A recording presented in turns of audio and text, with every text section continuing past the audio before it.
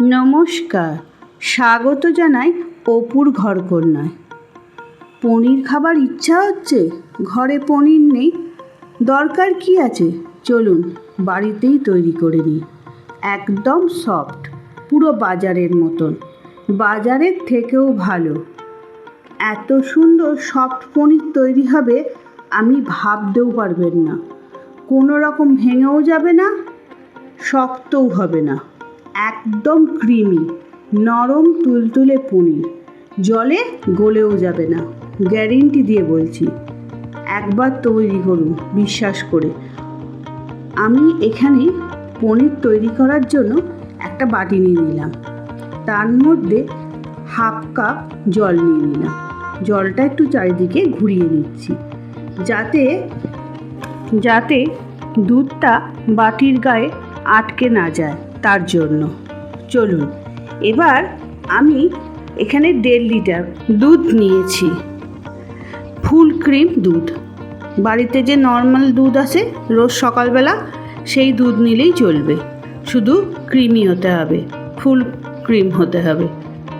আমি একে একে দুধটা সব বাটির মধ্যে ঢেলে নিচ্ছি। পুরো স্টেপ বাই স্টেপ আপনাদের দেখাবো, আর টাইমও বলে দেবো। ঠিক এই রকম টাইম মেপে করবেন, দেখবেন পনিরটা কত সুন্দর হবে।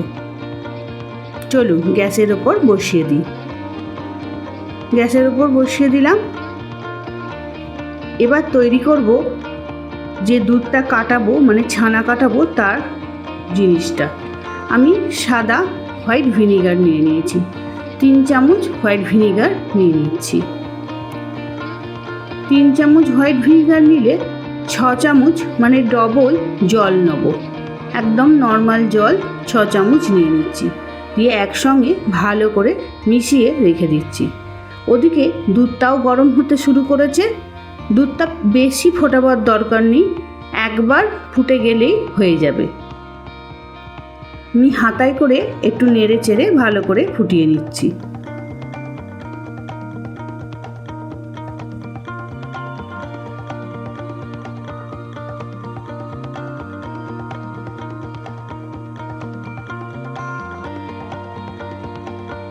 ব্যাস, ভালো রকমভাবে ফুটে গেছে। এবার আমি গ্যাসের নব বন্ধ করে দেবো। বন্ধ করে দিয়ে আরও 1 মিনিট আমি এই রকমভাবে নাড়াচাড়া করব, যাতে দুধের গরমটা বসে না যায়। এই জন্য আমি এই রকমভাবে 1 মিনিট ধরে নাড়াচাড়া করার পর 1 চামচ করে ভিনিগার মেশানো জলটা দিতে থাকবো, আর হাতায় করে নাড়তে থাকবো। জলটা দিতে থাকবো আর হাতায় করে নাড়তে থাকবো।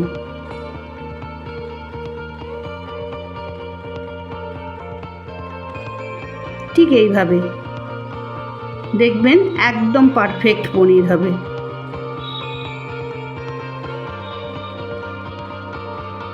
দেখুন একদম জলটা আলাদা হয়ে গেছে, আর পনিরটাও আলাদা হয়ে গেছে, মানে এখন ছানা আছে, এটা পুরো আলাদা হয়ে গেছে, পুরো জলটা বেরিয়ে পড়েছে। এবার আমি একটা বড় ছাঁকনি নিয়ে নিয়েছি, তার মধ্যে সুতির একটা কাপড় বিছিয়ে নিতে হবে।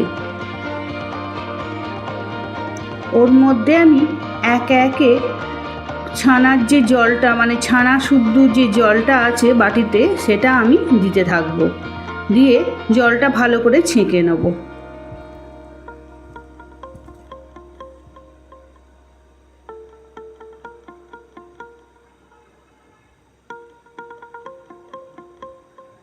ঠিক এইভাবে জলটা আমার দেওয়া হয়ে গেছে। ছানাটা এবার আমি আস্তে করে তুলে নিয়ে জলটাকে সাইডে সরিয়ে রাখবো।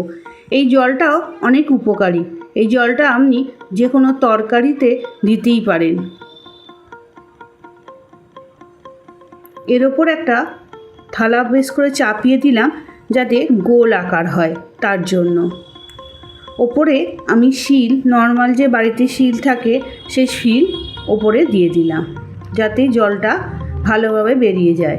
শিলটা চাপা দিয়ে বেশিক্ষণ নয়, 30 মিনিট রেখে দেবেন। 30 মিনিট পর চলে এলাম। সিলটাকে তুলে ফেলছি। 30 মিনিটের বেশি রাখবেন না, তাহলে অতিরিক্ত ছানা থেকে জল বেরিয়ে গিয়ে পনিরটা হার্ড হয়ে যাবে বা ছিবড়ে হয়ে যাবে, ভালো হবে না। সেই জন্য 25 থেকে 30 মিনিট, তার বেশি কিন্তু রাখবেন না। দেখুন তৈরি হয়ে গেছে। এবার আমি আপনাদের খুলে দেখাচ্ছি।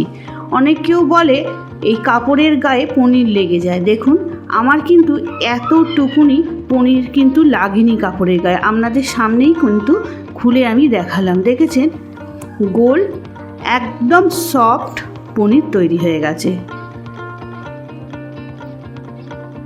এবার আমি একটা প্লেটে রেখে কেটে আপনাদের দেখাবো কতটা সফট হয়েছে। এই পনির যেমন সফট তেমনি টেস্টি।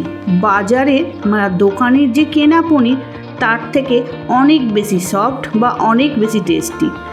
আপনারা তো জানেন পনির নিয়ে এখন কত রকম খবর বেরোচ্ছে, কত রকম ভেজাল। বাড়িতে এইরকম করে তৈরি করে নেবেন, একদম ভেজালও হবে না, সফটও হবে, পুষ্টিকর পুরোপুরি পাচ্ছেন। তাছাড়া এটা আমি 1.5 লিটার দুধে এতটা পনির, মানে এটা মোটামুটি 400 পনির আছে। আমি আপনাদের সামনে জলে ডুবিয়ে দেখাবো। দেখুন জলে দিলাম কিন্তু পনিরটা গলল না। আপনাদেরও ঠিক এই রকমই সুন্দর পনির হবে। তাহলে বলুন আর বাজার থেকে কিনবেন? এবার ঘরেই তৈরি করবেন আর সবাইকে খাওয়াবেন, নিজেও খাবেন, অনেক রেসিপি তৈরি করবেন। রেসিপিটা ভালো লাগলে একটা লাইক আর একটা সাবস্ক্রাইব করে দিতেই পারেন। এখনকার মতন এখানেই বিদায় নিলাম।